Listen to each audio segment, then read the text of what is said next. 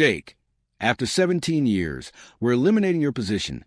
My boss said flatly, clean out your desk by end of day.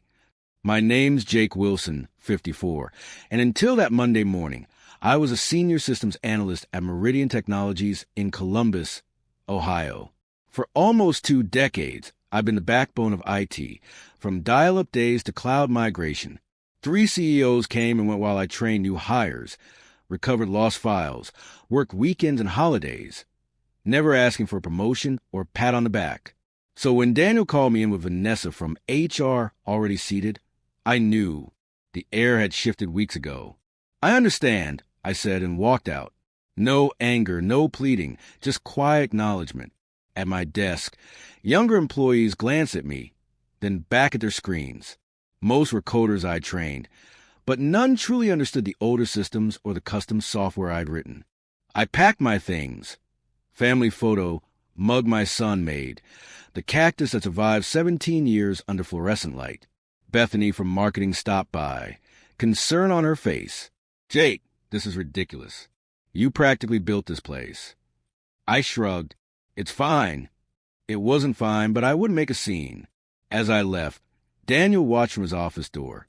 No goodbye, no handshake, just surveillance.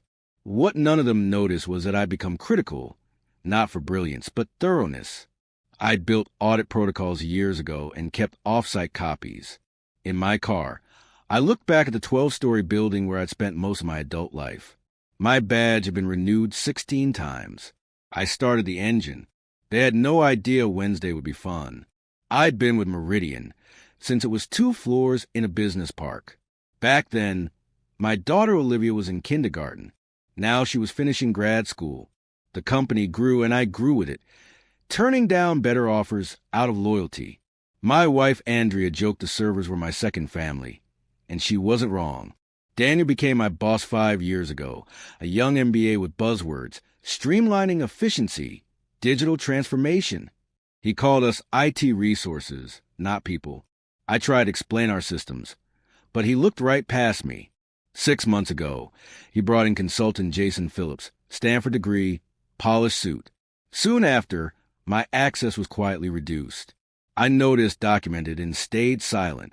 3 months ago, I found a memo, a restructuring plan naming Phillips as IT lead. My role wasn't even listed. The same day, during a routine scan, I spotted irregular transfers to Apex Solutions Group, a shell register to a UPS store. Payments were small at first, then ballooned monthly. I copied the records.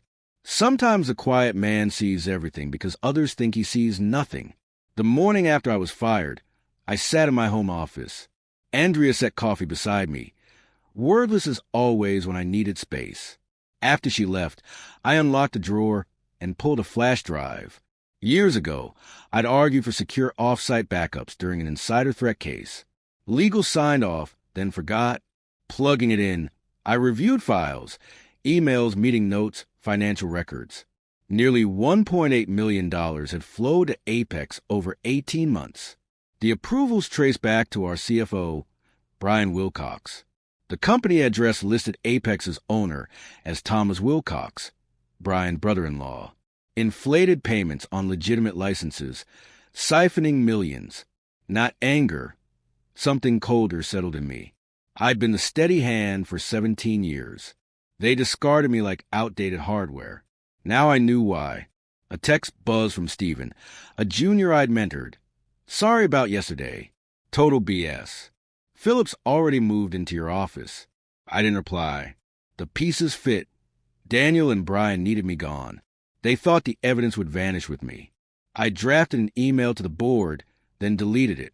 Too direct, too easy to dismiss. I needed leverage. Tomorrow was Wednesday, board meeting day. Perfect timing. At 9:15 a.m., I sent Daniel an anonymous email about financial irregularities. Enough detail to be credible, but no family connection. By 9:45, he called. I ignored it. HR soon emailed, warning me about confidentiality obligations. I hadn't signed anything. Later, I pulled older backups from my safe deposit box, proving Brian had expanded access to financial systems right when Apex payments began. More missed calls followed, from Daniel, Vanessa, even Phillips. At 3 p.m., the home phone rang. Brian Wilcox. "We should talk," he said smoothly. "Misunderstanding. Is that what you call it?" He offered severance, references, whatever I needed. "Goodbye, Brian," I said and hung up. Minutes later, Vanessa emailed, "My severance double, confidentiality required." They thought it was extortion. They had no idea. By Thursday, I'd uncovered more. Apex wasn't Brian's first scheme. 3 years ago, shortly after he became CFO, another pattern emerged. Consulting fees to Lakeside Business Solutions. Different name, same game. Inflated invoices for services partially or never rendered. Registration traced back to Patricia Wilcox, Brian's wife. A company with no website, no employees, and a virtual office. The bigger revelation came from email archives. Daniel hadn't just known, he facilitated it. His department got budget increases, while others faced cuts. He'd replaced a director who'd asked about IT costs. Even Jason Phillips was involved, hired through channels that bypass procurement. His role wasn't modernization. It was eliminating the one person who might notice. Me. The scheme was simple. Create vendors, approve inflated payments, split the difference. Since some services were real, just overpriced, auditors missed it. Over 3 years, nearly $4.3 million was diverted. I compiled a report, spreadsheets, registrations linking companies to Brian's family, emails showing Daniel's role. Then I contacted Robertson, a board member I trusted. We met in a park. I handed him everything. "I'm not after money or my job," I said. "Just the truth." He nodded. "If this checks out, there'll be consequences." That night, using still active credentials, I scheduled an email to the board. "Before you approve Q2 bonuses, read this." Attached was my full report. Friday morning, 8 a.m., it went out. By 9 o'clock, the finance committee meeting began. By 9:32, Stephen texted, "Police are here." Wilcox and Daniel questioned. Phillips looking sick. "What did you do?" "Exactly as planned." At 10 o'clock, legal called, "We need you in person." "No, everything's in the report, backed up in secure locations. If anything happens to me, copies go to the SEC, IRS, and news outlets." By afternoon, news broke. Meridian execs under investigation. At 2 p.m., Robert called. "It's a bloodbath." Brian confessed, blaming Daniel. Daniel denies everything. Phillips pleads ignorance. All 3 suspended. Forensic accountants start Monday. Looks like $4.5 million diverted. That evening, Andrea asked, "What do you want to do?" Revenge was complete. Justice had been served. But could I return to the company that discarded me? That night, I posted on LinkedIn, "Never burn bridges, just let them collapse under the weight of their own greed." Word spread fast.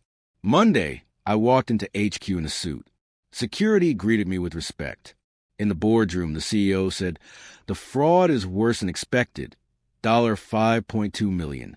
Charges are coming." Robert added, "The board created a new role, Chief Information Security Officer. It's yours if you want it." I handed over conditions, full audit authority, independent budget veto. "Unusual," she said. "So was stealing $5.2 million. I replied. They had until noon. At 11:47, they accepted. 6 months later, I sat in my corner office. Brian pled guilty. Daniel fought charges. Phillips fled but was caught. Most of the money was recovered. Stephen now ran daily ops under me. Andrea appeared at my door. Lunch. As we walked, colleagues fell silent, not from fear, but respect. In the elevator, she asked, "Happy?" I considered.